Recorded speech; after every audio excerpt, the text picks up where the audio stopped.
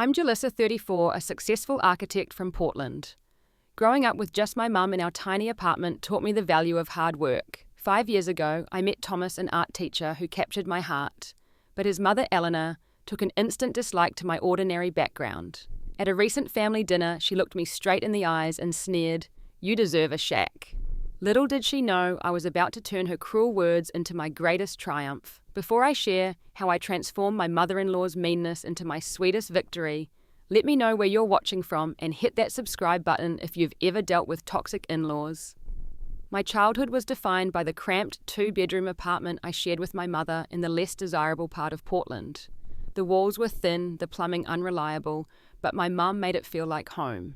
After my father walked out when I was just 4, she worked as a waitress during the day and cleaned offices at night to keep a roof over our heads. Despite our financial struggles, my mum always encouraged my dreams. I became fascinated with buildings at an early age. While other kids were drawing stick figures, I was sketching elaborate house plans with multiple rooms and secret passageways. My mum would tape these drawings to our refrigerator, telling me, "One day, Jalissa, you'll build something amazing." During middle school, I started volunteering at a community centre where they taught basic carpentry to kids. The instructor, Mr. Jackson, noticed my enthusiasm and gifted me an old drafting set his daughter had abandoned when she changed majors in college. That set became my most treasured possession. I spent hours at our wobbly kitchen table, drafting increasingly complex structures by the light of our cheap lamp. High school brought more challenges as I balanced academics with part-time jobs. I bagged groceries after school and delivered newspapers before dawn, saving every penny for college. My guidance counselor, Mrs. Rodriguez, helped me apply for scholarships and grants. When the acceptance letter from State University's architecture program arrived with a partial scholarship, my mother cried tears of joy. College was a constant juggling act. I took maximum credit hours each semester while working at a coffee shop near campus and doing administrative work for a small local architecture firm on weekends. Many nights I survived on vending machine snacks and caffeine, falling asleep over my technical drawings. But watching my designs come to life even in model form made every exhausted moment worthwhile. After graduation, that same small firm offered me an entry-level position. The pay was modest, but the experience was invaluable. I designed storage sheds, garage extensions, and basement renovations. Nothing glamorous, but each project taught me something new about bringing spaces to life. 3 years into my career, my boss sent me to represent our firm at a charity art auction, benefiting children's art education. That's where I met Thomas. He stood beside a vibrant mural created by his students, passionately explaining to potential donors how art had transformed these children's self-confidence. His enthusiasm was magnetic, his smile genuine, and his eyes kind. "That's really remarkable work," I said, approaching after the crowd had dispersed. Thomas turned, his expression brightening. "Thanks. The kids did all the real work. I just guided them a little." "Your passion for teaching show," I replied, introducing myself. "I'm Jalissa with Anderson Architecture." "Thomas Maxwell," he said, extending his hand. "Art teacher and part-time painter when I can find the time." We spent the rest of the evening discussing the intersection of art and architecture, the importance of creativity in education, and our shared love of Thai food. When the event ended, neither of us wanted the conversation to end. We exchanged numbers and met for dinner the following evening.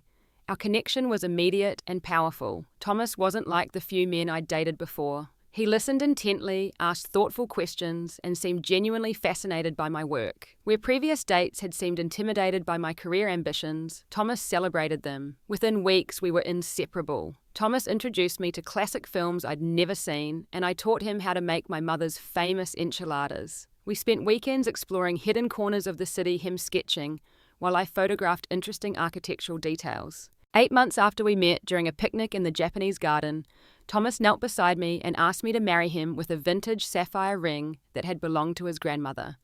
It wasn't until we began planning our wedding that I realized just how different our backgrounds were. Thomas came from old money, not extravagant wealth, but comfortable, established family money that had provided him with private schooling summers in Europe and the freedom to pursue teaching art rather than a more lucrative career. When Thomas called his parents to share our engagement news, I could hear his mother's tight voice through the phone asking pointed questions about my family and background. Thomas answered honestly but positively, emphasizing my career and accomplishments, rather than my modest upbringing. "My parents want to meet you," he said after hanging up. They're having us over for dinner next weekend. I was nervous, but excited. Growing up with just my mother, I'd always longed for a larger family with holiday gatherings and family traditions. I imagined becoming part of a close-knit family, gaining siblings and in-laws who would become friends. What should I wear? I asked already, mentally reviewing my limited wardrobe. Just be yourself, Thomas assured me, squeezing my hand. They'll love you because I love you. How wrong we both were. That dinner would be the first step in a years-long struggle that would test our relationship, my self-worth, and ultimately lead to a confrontation none of us could have anticipated. The drive to the Maxwell family estate took nearly an hour, leaving the city behind for the winding roads of the affluent suburbs. As we pulled through wrought iron gates and up a curved driveway lined with perfectly manicured hydrangeas, my stomach tightened with anxiety. "You never told me you grew up in a mansion," I whispered to Thomas as we approached the imposing colonial-style home with its grand columns and sweeping front steps. "It's just a house," Thomas replied, with the casual dismissal of someone who had never known anything different. A bit too formal for my taste, honestly. Eleanor Maxwell greeted us at the door herself, though I later learned they employed a housekeeper. She was tall and slender, her silver-streaked blonde hair swept into an elegant chignon. Her cashmere sweater and pearls exuded quiet wealth, making my department store dress feel suddenly cheap, despite being the nicest thing I owned. "Thomas, darling," she said, embracing her son warmly before turning a cooler gaze to me. "And you must be Jalissa. Welcome to our home." Thomas's father, William, was more genuinely welcoming, shaking my hand firmly and immediately offering me a drink. "What's your poison?" he asked with a friendly wink. "Just water for now, thank you," I replied, not wanting alcohol to loosen my carefully guarded tongue. The house interior was like a museum. Crystal chandeliers, original artwork, antique furniture that probably cost more than my annual salary. I perched nervously on the edge of a brocade sofa, afraid to fully relax into the expensive fabric. "So Jalissa," Eleanor began, once we were seated in the formal living room, "Thomas tells us you're in construction." "Architecture, mother," Thomas corrected. "Jalissa designs buildings, she doesn't build them." "Of course," Eleanor smiled thinly. "How interesting. And where did you study? Go State University," I answered, trying to keep my voice steady and confident. "Oh," Eleanor's eyebrows rose slightly. "I don't believe I know anyone who attended there. Is it a new school?" "It's been around for over 100 years," Thomas interjected, his hand finding mine, "and has one of the best public architecture programs in the region." Dinner was served in a formal dining room beneath a crystal chandelier that cast prismatic rainbows across starched white linens. I carefully watched which fork Eleanor used for each course, mimicking her movements while trying to appear natural. The conversation flowed around me, full of references to people and places I didn't know. Mutual friends from the country club, Thomas's former classmates, from his private school, family vacations, to destinations I'd only seen in magazines. "Do you ski, Jalissa?"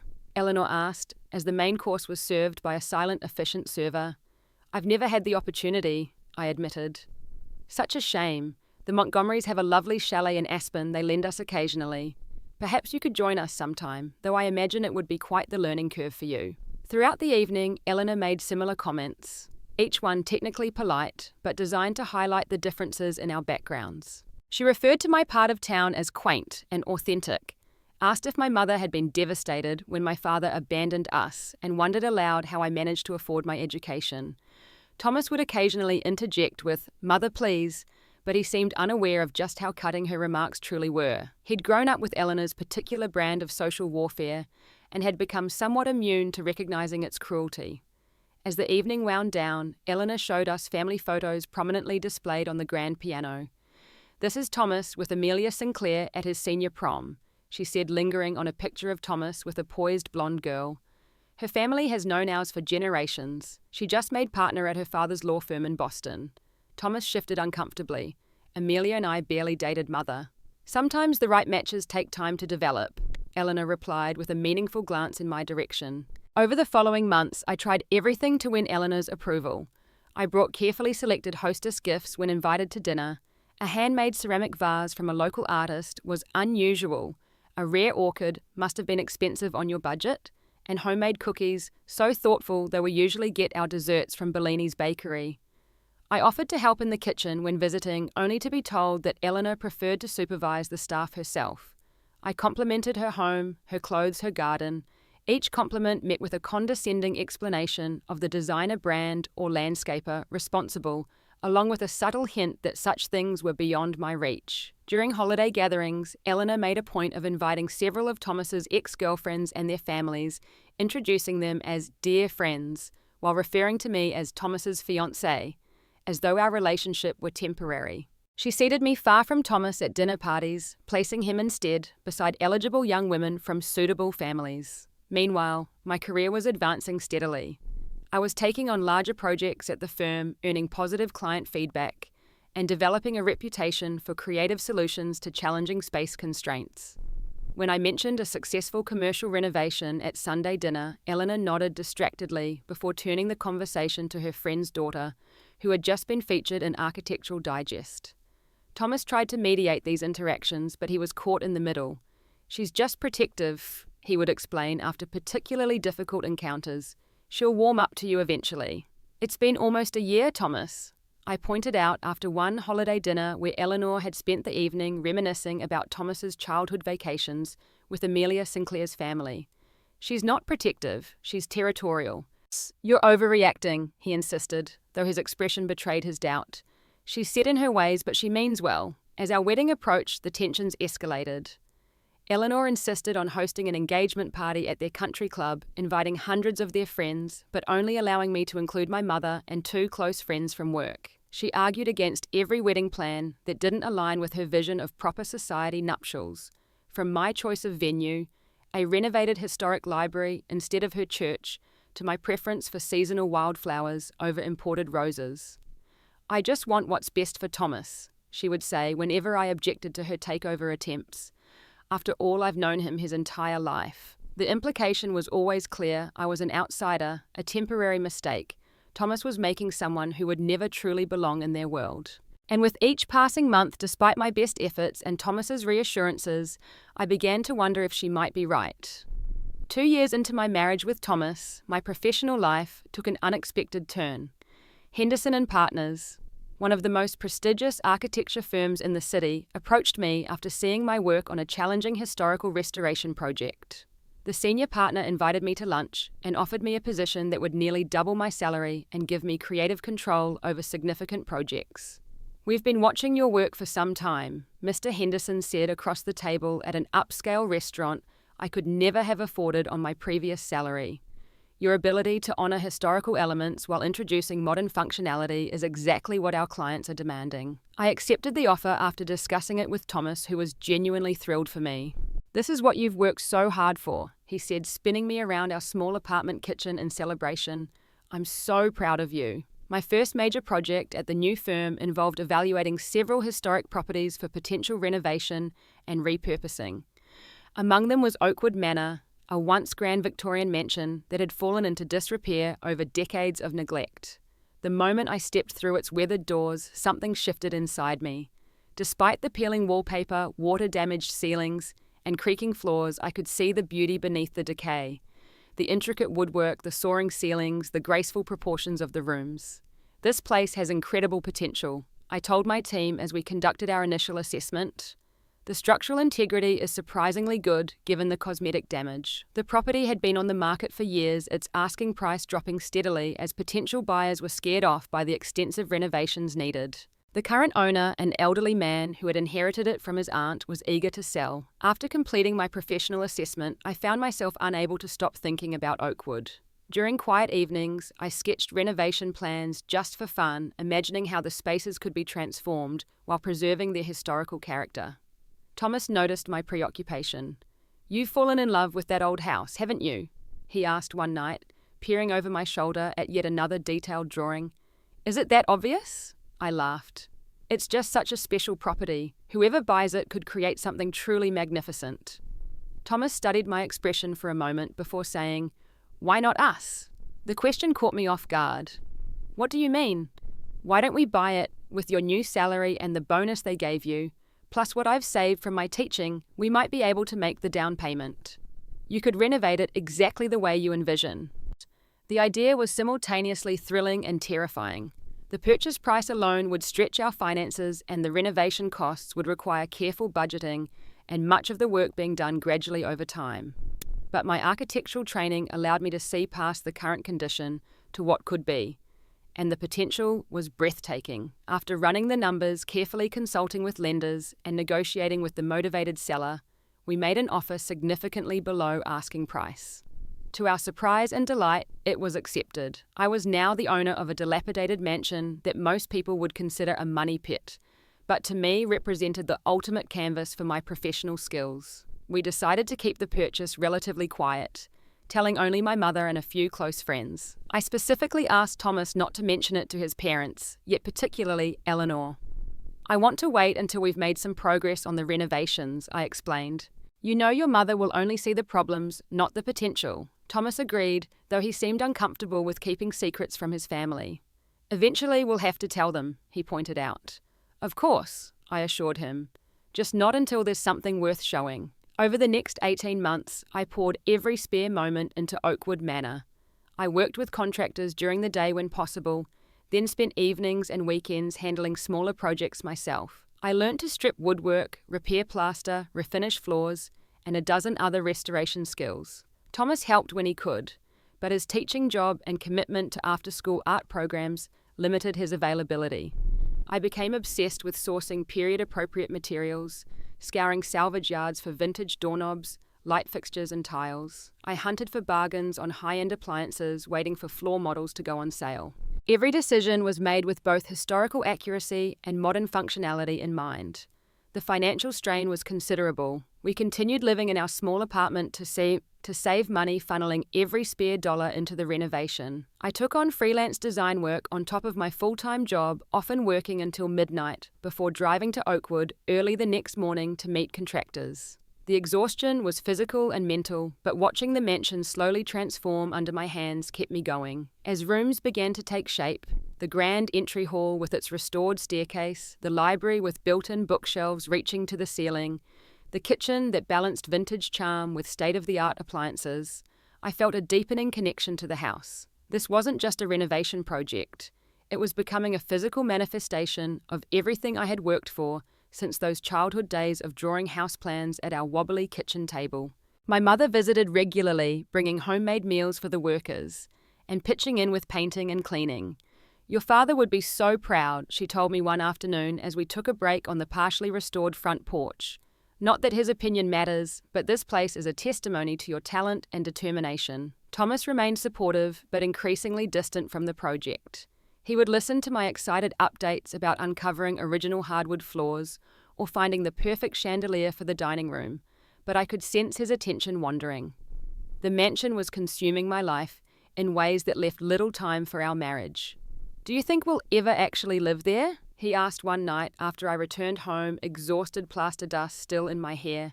"Sometimes it feels like Oakwood is your real home now, and I'm just the guy you occasionally see at this apartment." His words stung with truth. "The major work is almost done," I promised. "Another few months and we can move in. It'll all be worth it then." What I didn't tell him was that I'd been keeping a closer eye on our finances than he realized. While the renovation had indeed stretched our budget, my career continued to advance rapidly.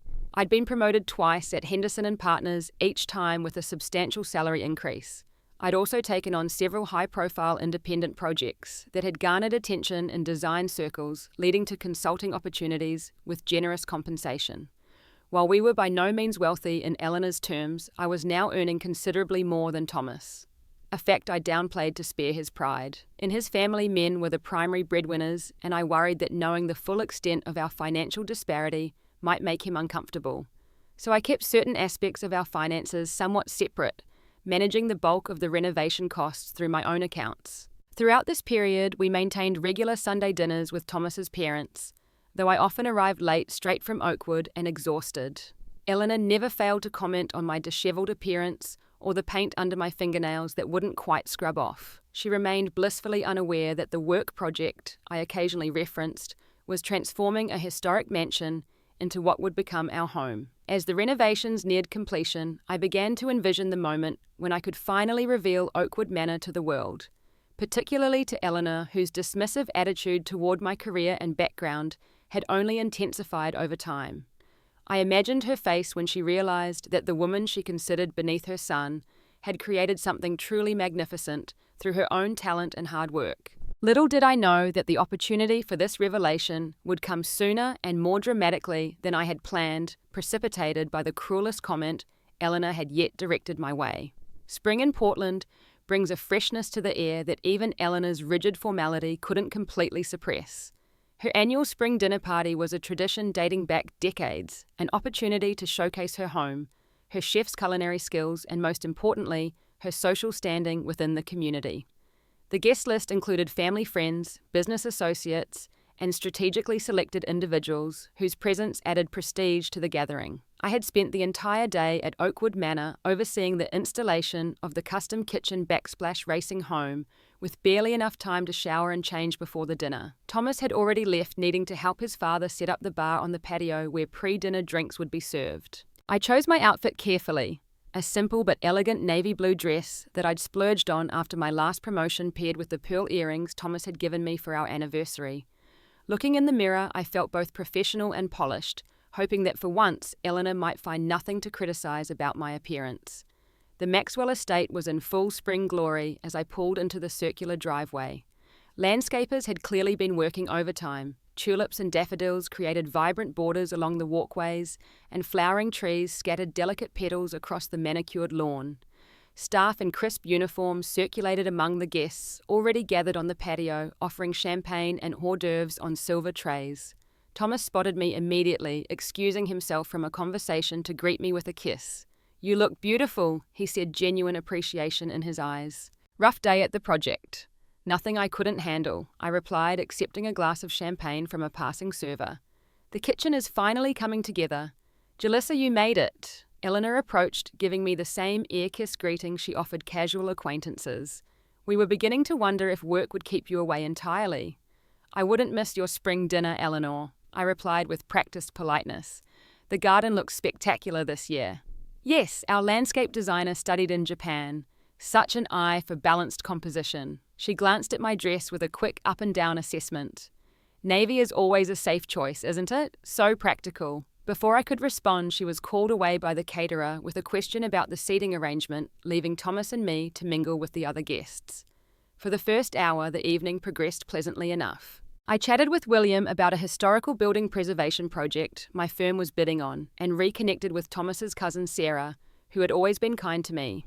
Dinner was announced, and we moved into the formal dining room where the long table gleamed with silver crystal and Eleanor's prized antique china. Place cards positioned each guest strategically. I noticed I was seated between William's elderly aunt and a business associate of his, while Thomas was across the table between two young women whose mothers exchanged knowing glances. The first several courses passed without incident.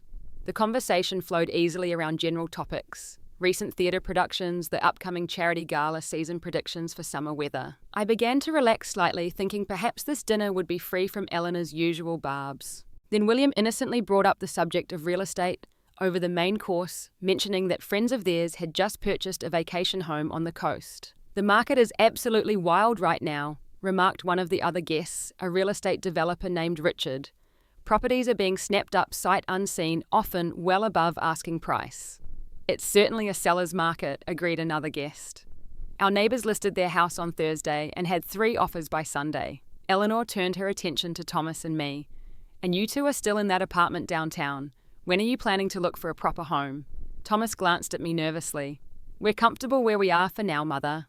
"But surely you're outgrowing it," Eleanor pressed, "especially if you're thinking about starting a family soon." She turned to the woman seated beside Thomas. "Charlotte here just moved into the most charming house in Westridge. Isn't that right, Charlotte?" Charlotte, a willowy brunette who I vaguely recalled as another of Thomas's high school classmates, nodded enthusiastically. "It's a 1920s Tudor revival. We've spent the past year renovating it." "Charlotte's husband is a surgeon at Memorial," Eleanor added pointedly. "They have the most adorable nursery all prepared for when the time comes." I took a sip of water, trying to maintain my composure. "Real estate is indeed challenging right now," I said evenly, "especially finding properties with character and potential." "Well, character is one thing, but quality is quite another," Eleanor replied. "The right neighbourhood makes all the difference. Thomas grew up in an environment with space privacy and proper security. I would hate to see him settle for less." "Mother," Thomas warned quietly. I'm simply concerned, Eleanor continued undeterred. Your father and I had always planned to help you with a down payment on a suitable home when the time came. Something in Westridge or Lakeview would be appropriate. That's very generous, I said carefully, but we're managing our housing situation on our own terms. Eleanor's smile tightened. Managing is precisely the word, isn't it? I understand that on your combined incomes, options are limited. Thomas could have joined his father's investment firm, of course, but he chose the noble path of teaching. And while architecture is a fine profession, Jalissa, I imagine it will be years before you reach the level where compensation becomes truly adequate. The table had grown uncomfortably quiet, other conversations dying away as guests sensed the tension building. Actually, Thomas began, Jalissa's career is going extremely well. Her firm recently promoted her to... Please, Thomas, Eleanor interrupted. I'm not criticizing Jalissa's work. I'm simply being realistic about what sort of home is attainable for you both. Your background and expectations are different from hers after all. Richard, perhaps attempting to diffuse the tension, asked, What sort of projects are you working on these days, Jalissa? Before I could answer, Eleanor let out a short, dismissive laugh. Oh, Jalissa has been quite secretive about her current project, always rushing off, coming back covered in dust and paint. Quite the mystery. It's a historical renovation, I explained, trying to keep my voice steady. How nice, Eleanor said with exaggerated politeness. Fixing up old houses can be so rewarding, can't it? Though I imagine in your case, it's more along the lines of those tiny houses that are so popular on television now. Or perhaps one of those urban micro-apartments. I felt Thomas tense across the table, but kept my expression neutral. Actually, it's a significant property with historical designation. Well, we all have to start somewhere, Eleanor replied, her tone dripping with condescension. Though I do worry about Thomas. He was raised in a certain lifestyle with space and quality surroundings. I would hate to see him end up in some cramped fixer-upper because of...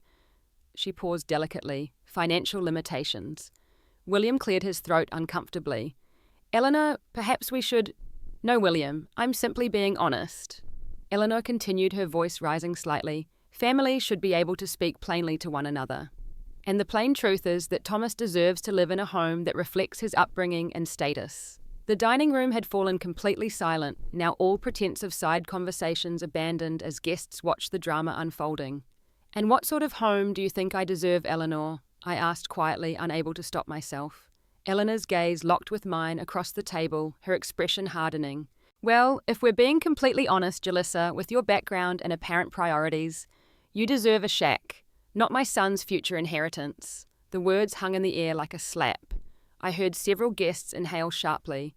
Charlotte's hand flew to her mouth. Even William looked stunned by his wife's cruelty. I sat perfectly still, my face burning with humiliation and rage. Across the table, Thomas finally found his voice. Mother, that's completely out of line. Apologized to Jalissa immediately. Eleanor looked momentarily taken aback by her son's sharp tone, but quickly recovered. I meant no offense, of course. I was simply pointing out the reality of differing expectations. Some people are satisfied with less, and that's perfectly fine. Her non-apology only twisted the knife deeper. I placed my napkin beside my plate and stood up slowly, my legs feeling unsteady beneath me. Thank you for dinner, Eleanor. If you'll excuse me, I suddenly don't feel well. Chicky. Thomas rose immediately. I'll get our coats. Don't be ridiculous, Thomas, Eleanor said sharply. We haven't even had dessert. Jalissa can call a rideshare if she's not feeling up to staying. I'm leaving with my wife, Thomas replied, his voice tight with barely controlled anger. The drive home passed in tense silence. Thomas gripped the steering wheel so tightly his knuckles were white, occasionally glancing at me with concern. I stared out the window, fighting back tears of humiliation and rage, my mind racing between hurt anger and the growing certainty that something had to change. As we pulled into the parking garage of our apartment building, Thomas finally spoke. I'm so sorry about my mother. What she said was inexcusable. I'll talk to her tomorrow, make her understand that she can't speak to you that way. This isn't about one comment, Thomas, I said wearily as we rode the elevator to our floor. This is about 3 years of constant belittling, undermining and disrespect. And honestly, it's also about you allowing it to continue. The elevator doors opened and we walked in silence to our apartment. As soon as the door closed behind us, the argument that had been building for years finally erupted. Nay, How can you say I've allowed it? Thomas demanded, his voice rising as he paced our small living room. I defended you tonight, I told her to apologize. After 3 years of snide comments and put-downs, I countered, slipping off my heels and standing my ground. Tonight wasn't an isolated incident, Thomas. Your mother has been undermining me since the day we met, and you've mostly stood by with occasional weak objections that changed nothing. That's not fair. You know how my mother is. She's set in her ways from a different generation. Stop making excuses for her. My voice cracked with emotion. Being from a different generation doesn't give her the right to treat me like I'm beneath her, like I'm some gold digger who trapped her precious son. Thomas ran his hands through his hair in frustration. What do you want from me, Jalissa? She's my mother. I can't just cut her out of my life. I've never asked you to choose between us. I've only asked for your support, for you to set boundaries that protect our marriage. Do you have any idea what it's like to sit through dinner after dinner, holiday after holiday, being treated like I'm invisible or incompetent or unworthy? Of course I notice it, Thomas said, his tone softening slightly. But confronting her directly only makes things worse. I've tried talking to her privately, and clearly that's been incredibly effective, I interrupted sarcastically. Your mother just told me I deserve to live in a shack, Thomas. A shack in front of a table full of your family friends. Thomas sat heavily on the couch, shoulders slumped. She was wrong to say that. Completely wrong. The worst part is she has no idea who I actually am or what I've accomplished. I continued, the words pouring out now. She still sees me as that struggling architect from the wrong side of town, barely able to pay my bills. She has no concept of my career, my success, the fact that I'm actually earning twice what you make now. Thomas's head snapped up. Twice what I make. Since when? I realized my slip too late. In trying to protect his ego, I'd created a different problem. My last 2 promotions came with significant raises, I explained. And the consulting work has been very lucrative. How lucrative exactly? Thomas asked, his expression unreadable. I took a deep breath. My annual income is now around $225,000, with bonuses and consulting fees. Thomas stared at me in shock. That's more than 4 times what I make teaching. Why didn't you tell me? I didn't want you to feel uncomfortable about the income difference. I know your family has traditional views about men being providers, so you've been hiding your success from me. His voice held a note of hurt I hadn't anticipated. Making financial decisions without fully informing me. That's not fair, I protested. I've been transparent about our joint accounts and shared expenses. I've just been downplaying the extent of my personal success. Including with Oakwood, Thomas asked quietly. Have you been honest about the finances there? I hesitated just long enough for him to see the truth. I knew it, he said, standing up again. I've been wondering how we were affording all those high-end finishes and materials. You told me we were getting deals and discounts, finding bargains. Some of that was true, I interjected. But yes, I've been putting more of my own money into the renovation than I let on. So our dream home is actually your dream home that you're allowing me to live in. The bitterness in his voice cut deep. That's not how I see it at all. I moved toward him, but he stepped back. Oakwood is ours, Thomas. I just didn't want you worrying about the financial details. Because poor Thomas, the art teacher, couldn't possibly understand complicated money matters. His tone was scathing now. Maybe you and my mother have more in common than you realize. You both seem to think you know what's best for me, what information I can handle. That comparison stung more than anything Eleanor had said. That's completely unfair. I was trying to protect our relationship, not control you. By lying about our finances, by making major decisions without fully including me. I never lied. I insisted. I just didn't volunteer every detail. A lie of omission is still a lie, Jalissa. Thomas grabbed his keys from the counter. I need some air. I need to think. Panic rose in my chest. Where are you going? I don't know. For a drive. To my studio at school. I just need space right now. Thomas, please. I reached for his arm, but he pulled away. Can we talk about this? Your mother's the one who insulted me tonight, and somehow I'm the villain now. This isn't just about my mother anymore. He set his hand on the doorknob. It's about trust, Jalissa. About partnership.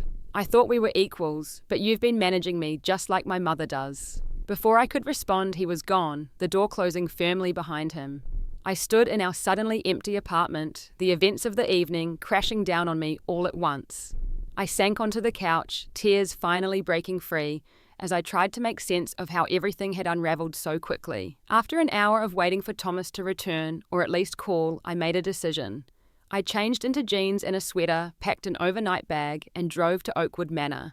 If I needed space to think, it might as well be in the home I had poured my heart and soul into creating. The mansion was eerily quiet as I let myself in, footsteps echoing on the newly refinished hardwood floors. Most of the rooms were completed now, though furniture was minimal, just enough for the contractors to take breaks and for me to occasionally work late into the evening. I walked through the grand entryway, turning on lights as I went, watching shadows retreat from the detailed crown molding and restored staircase. I made my way to the master bedroom suite, where a simple bed and nightstand stood in contrast to the elegant proportions of the room. Dropping my bag on the floor, I sat on the edge of the bed and finally allowed myself to fully process the evening's events. Eleanor's cruel words replayed in my mind alongside Thomas's accusations of betrayal. Had I really been controlling by protecting him from financial details? Was I any better than Eleanor, deciding what information Thomas could handle? Over the next 3 days, I threw myself into completing the final details at Oakwood. I worked alongside contractors during the day and tackled smaller projects alone in the evenings. Thomas and I exchanged brief, stilted text messages. He was staying at a friend's apartment, needed time to think, would contact me when he was ready to talk. On the 4th day, as I was touching up paint in the library, my phone rang with Thomas's ringtone. My heart raced as I answered. "Can we meet?" he asked, his voice sounding tired. "I think we need to talk in person." "Of course," I replied immediately. "Where?" "Could you come to the apartment around 6? "I'll be there," I promised, relief washing over me despite the uncertainty ahead. When I arrived at our apartment that evening, I found Thomas had prepared dinner. Nothing fancy, just pasta with the sauce I'd taught him to make. The familiar smell brought tears to my eyes. "I'm sorry I walked out," he said, as we sat across from each other at our small kitchen table. "I needed to process everything, but I shouldn't have just left like that." "I'm sorry too," I replied, pushing pasta around my plate. "You were right that I should have been more transparent about our finances. I never meant to make you feel sidelined or diminished." Thomas nodded slowly. "I've been thinking a lot about why you felt you needed to protect me from your success, and I realized it's partly my fault too. I've never fully stood up to my mother or challenged the values I was raised with. That men should be providers, that worth is tied to wealth and status. Your mother's comment about me deserving a shack," I began, "was unforgivable," Thomas finished firmly. "Absolutely unforgivable, and it made me see how I've been trying to please everyone instead of standing firmly with you. That ends now." "What does that mean exactly?" I asked cautiously. "It means I'm setting clear boundaries with my parents, especially my mother. It means I'm proud of your success, not threatened by it. And it means we make decisions together with complete honesty between us." I reached across the table for his hand. "I'd like that. And I promise no more financial secrets or half-truths." "Speaking of which," Thomas said, squeezing my hand, "I think it's time I actually saw the current state of Oakwood. The whole thing, including all the high-end finishes you've been downplaying." I smiled for the first time in days. "It's nearly finished. Just a few more touches. When would you like to see it?" "How about now?" he suggested. "I've waited long enough to see what my brilliant wife has created." We drove to Oakwood together, the tension between us gradually dissolving with each mile. As we approached the long driveway leading to the mansion, I watched Thomas's expression change, from curiosity to amazement. "This is it?" he asked as the full facade came into view, the evening sun gilding the restored stonework and repaired gables. "Jalissa, this is incredible." I parked in front and led him inside, watching his face as he took in each meticulously restored room. His eyes widened at the grand staircase, the library, with floor-to-ceiling bookshelves, the kitchen, with its blend of vintage charm and modern functionality. "You did all this," he whispered, running his hand along a restored fireplace mantel. "Designed it, managed it, made it happen." "With a lot of help from talented contractors," I acknowledged. "But yes, this has been my vision from the start." Thomas turned to me, his expression serious. "I want you to know I'm truly proud of what you've accomplished here. This isn't just a house, it's a work of art." "Our home," I corrected gently. "If you still want it to be." "Of course I do," he replied without hesitation. "But I think it's time we stopped hiding your achievement. This place deserves to be seen and appreciated, including by my parents." The suggestion sent a flutter of anxiety through me. "Are you sure that's a good idea?" Thomas nodded firmly. More than sure. In fact, I have a proposal. Let's host a housewarming party here. Invite friends, colleagues, and my parents. Let them see exactly what you've created and who you really are. The idea was both terrifying and deeply satisfying. After years of enduring Eleanor's condescension, the thought of revealing Oakwood, my vision brought to life through my own success, held undeniable appeal. A housewarming party, I repeated, imagining Eleanor's face when she realized the truth. I think that's exactly what this house needs. Over the next 2 weeks, we planned the event carefully.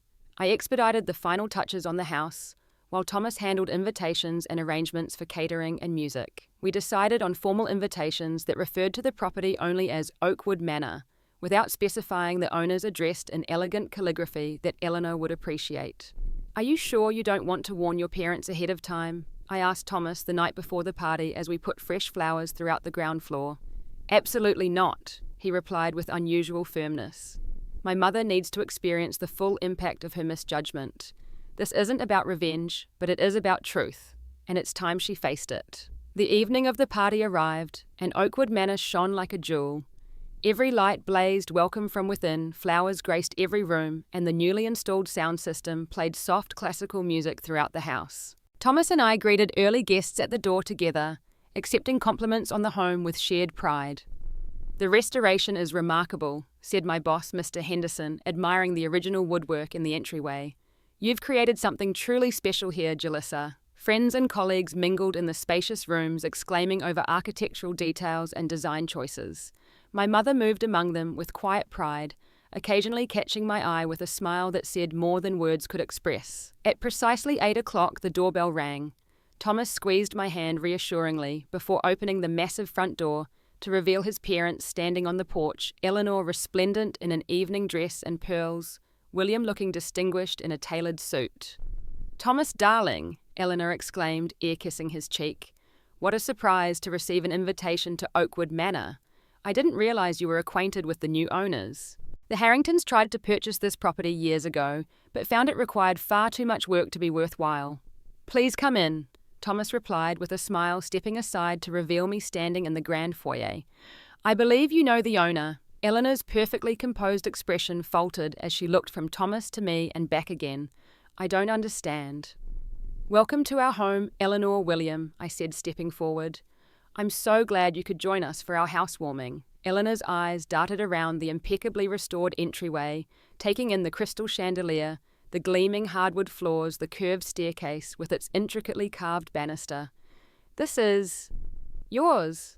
But how could you possibly afford—" "Jalissa is the lead architect on the restoration and the owner," Thomas explained, his voice carrying just enough for nearby guests to hear. "She purchased Oakwood Manor nearly 2 years ago and has personally overseen every aspect of its transformation." "And 2 years," Eleanor repeated faintly. "But you never mentioned—" "We wanted to wait until it was ready to be seen," I explained smoothly. "Would you like a tour? I'd be happy to show you what we've done with the place." William recovered first, stepping forward to kiss my cheek. "It's absolutely stunning, Jalissa. You should be tremendously proud." Eleanor remained frozen, her expression a complex mixture of shock, disbelief, and dawning comprehension. Thomas gently took her elbow, guiding her further into the house. "Mother Jalissa is going to show us around our new home," he said firmly. The home that she designed, purchased, and restored through her own remarkable talent and success. As I led them through room after impeccable room, describing the architectural challenges and solutions, I watched Eleanor's face reflect her internal struggle. The woman who had dismissed me as deserving a shack was now confronted with irrefutable evidence of both my professional accomplishments and financial success. When we reached the library with its soaring ceiling and wall of windows overlooking the gardens, Eleanor finally found her voice again. "I had no idea your work was at this level, Jalissa," she said stiffly. "Thomas never explained the full scope of your position." "My wife is being modest," Thomas interjected. "Jalissa is now a senior partner at Henderson & Partners. Her restoration projects are featured in national publications, and she consults for historical preservation committees across the country." Eleanor's gaze moved from the custom millwork to the antique desk that had cost more than most people's cars. "I see. And this property, this was all within your means?" "Entirely," I confirmed, meeting her eyes directly. though I did get an excellent price since most buyers were intimidated by the renovation requirements. Fortunately, that's my area of expertise. We completed the tour in the expansive kitchen where other guests were admiring the blend of historical elements with modern conveniences. Eleanor had remained largely silent throughout her usual confident demeanour, noticeably absent. As we rejoined the party, Thomas was pulled away by a colleague wanting to discuss an art program for underprivileged students. I found myself momentarily alone with Eleanor near the French doors leading to the terrace. I feel I may have misjudged certain aspects of your situation, she said finally, her voice low enough that only I could hear. Your home is quite impressive. It wasn't an apology, not even close. But from Eleanor, it was an unprecedented concession. I could have responded with coldness or sarcasm, thrown her cruel words back at her. For a moment, I was tempted. Instead, I simply said, "Thank you, Eleanor. That means a lot coming from someone with your impeccable taste. I'd love your opinion on the garden layout sometime. I understand you have quite a talent for landscape design." Something shifted in her expression, surprise perhaps at not being met with the resentment she surely knew she deserved. For the first time, I saw uncertainty in Eleanor Maxwell's eyes, a woman who had always been absolutely sure of her place in the world and everyone else's. "I would be happy to offer suggestions," she replied carefully. "The property has good bones, as they say." It was a small moment, and many more difficult conversations would follow in the coming months.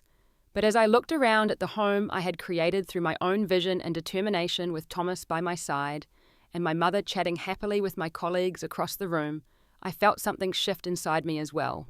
Eleanor's cruel words had stung deeply, but they had also been the catalyst for truth. Truth about my achievements, about our marriage, about the need for genuine respect. In trying to diminish me, she had instead forced a reckoning that ultimately strengthened everything that mattered. As the evening continued, guests mingled throughout the rooms that now told my story more eloquently than words ever could. I caught Thomas watching me from across the great room, his smile conveying pride and love in equal measure. Whatever challenges lay ahead, we would face them together in this beautiful home that represented not just my professional success, but the journey from that cramped apartment of my childhood to creating spaces where others could thrive. Eleanor Maxwell had sneered that I deserved a shack. But standing in the mansion I had brought back to life through my own determination and talent, I knew with absolute certainty what I truly deserved, and it was so much more than either of us had imagined. In the months following our housewarming party, the dynamics between our families underwent a gradual but significant transformation. The revelation of Oakwood Manor had shattered Eleanor's carefully constructed narrative about me, forcing her to confront her prejudices and misjudgments. At first, Eleanor attempted to save face by suggesting to mutual acquaintances that she had always recognized my potential and had merely been testing my resilience with her previous treatment. Few were convinced by this revisionist history, particularly those who had witnessed her shocking comment at the spring dinner party. Thomas, true to his word, established firm boundaries with his parents. He made it clear that disrespect toward me would no longer be tolerated, regardless of the occasion or setting. The first time Eleanor made a subtle dig about my sudden wealth during a family dinner, Thomas immediately stood, took my hand, and we left without further discussion. His silent departure spoke volumes, and Eleanor's subsequent invitation to lunch came with an awkward but unmistakable attempt at civility. William proved to be an unexpected ally during this transition. He had always been more accepting of me than his wife, but now he actively championed our relationship, often sharing stories of his own humble beginnings before marriage to Eleanor. "Not everyone is born into privilege," he reminded his wife during one tense exchange. "Some of us build our success from nothing, which takes far more character than simply inheriting position." The power shift was undeniable. Where once Eleanor had controlled the family narrative and social calendar, she now found herself navigating unfamiliar territory. The mansion she had once dismissed became a sought-after venue for community events and gatherings, with several of her social circle not so subtly seeking invitations to parties at Oakwood. I chose to approach this new dynamic with grace, rather than triumphalism. When Eleanor tentatively offered decorating suggestions for the formal dining room, I listened attentively and incorporated elements that complemented my vision. When she mentioned a charity auction benefiting arts education, I offered to host it at Oakwood, giving her a role in planning the event. Each small collaboration built a fragile bridge across the chasm of past hurts. Thomas flourished in our new home, converting the carriage house into an art studio where he could work on his own paintings while continuing his teaching career. The financial imbalance that had momentarily strained our relationship became a source of mutual respect and partnership as we established complete transparency about our resources and decisions. Perhaps the most healing development came 6 months after the housewarming, when my mother moved into the beautifully appointed guest house on the property.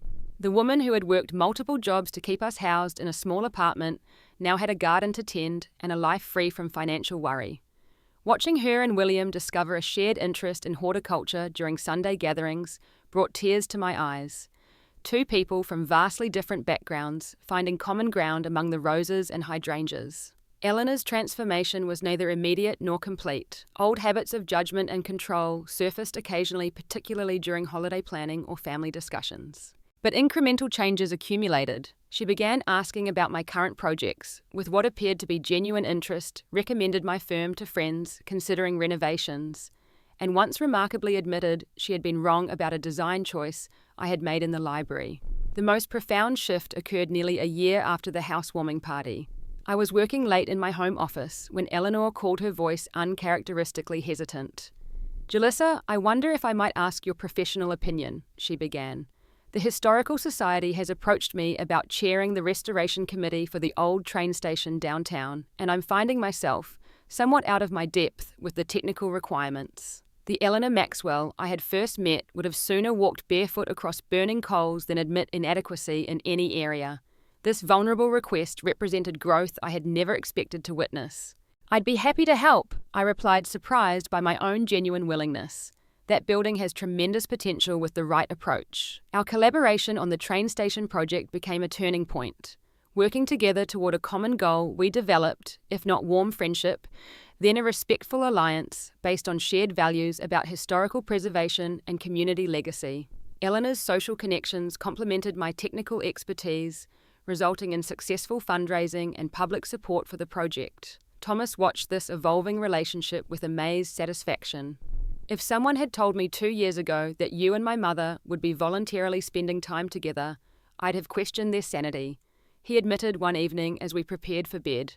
"Life has a way of surprising us," I replied, thinking of the long journey from that first awkward dinner at the Maxwell estate to our current reality. People can change when forced to confront their own prejudices. "Not everyone would have given her a second chance after what she said to you," Thomas pointed out. "You could have used Oakwood to simply cut her out of our lives." I considered this as I looked around our beautiful bedroom with its restored crown moulding and views of the garden my mother had designed. "Revenge is satisfying for a moment," I said slowly, "but creating something lasting, whether it's a home, a relationship, or a community project, that's the real victory." Our family continued to evolve in unexpected ways. Thomas and I decided to start a foundation supporting art education in underserved communities, combining his teaching experience with my business acumen. Eleanor, to everyone's surprise, volunteered to serve on the board, bringing her considerable fundraising talents to the cause. When we announced we were expecting our first child, Eleanor's reaction was nothing like what I would have predicted in those early years of our relationship. Instead of critical comments about our readiness or parenting philosophies, she simply embraced me and whispered, "That child will be extraordinarily fortunate to have you as a mother." Coming from a woman who had once deemed me worthy only of a shack, this acknowledgement of my value as a person, not just as an architect or homeowner, represented the most meaningful transformation of all. As I prepare the nursery in a sunny corner of Oakwood Manor, I often reflect on the journey that brought me here. From sketching house plans at a wobbly kitchen table to creating this home that will shelter generations to come. From enduring cruel judgments to establishing mutual respect with the person who delivered them. From hiding my success to embracing it fully and using it to lift others. The mansion stands as physical proof of what I've built, but the true achievement lies in the life we've created within its walls. A life where worth isn't determined by background or inheritance, but by character, talent, and the courage to remain true to yourself even when others try to diminish you. Eleanor once sneered that I deserved a shack. In proving her wrong, I discovered that what I truly deserved was not revenge or even validation, but the peace that comes from knowing your own value, the joy of creating something beautiful, and the freedom to define success on your own terms. Have you ever had someone underestimate you only to be shocked when you exceeded their expectations? I'd love to hear your stories in the comments below. And if this story resonated with you, Please hit that like button and subscribe for more true experiences that remind us we all deserve to build our own mansions, whatever form they might take. Thank you for listening to my journey, and remember, the only person who gets to decide what you deserve is you.